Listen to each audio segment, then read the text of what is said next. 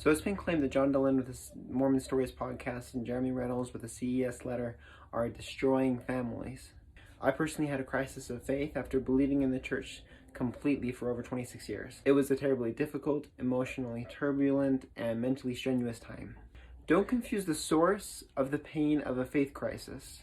The source is the false church narrative that so many others like myself have been taught. The source is the harm being done to people. When someone feels betrayed by learning facts about church history, when someone is damaged by the church itself or by how it tells its members to act, then that is the problem.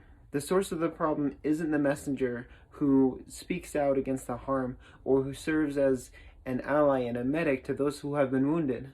The most important help for me personally was that the CES Letter and Mormon Stories podcast helped my wife get on the same page as me and understand why I was having a faith crisis in the first place.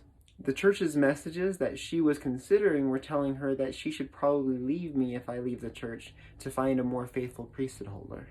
If she followed the church's recommendations, it would have destroyed our family, but because of Mormon Stories podcast and the CES Letter, our family is still together, and I call that saving families, not destroying them. And if a religion causes a family member or a friend to distance themselves from those who have left, then the problem isn't the person who's helping those who left find happiness. The problem is the religious dogma that the believers are holding that drives the wedge between them and their family members.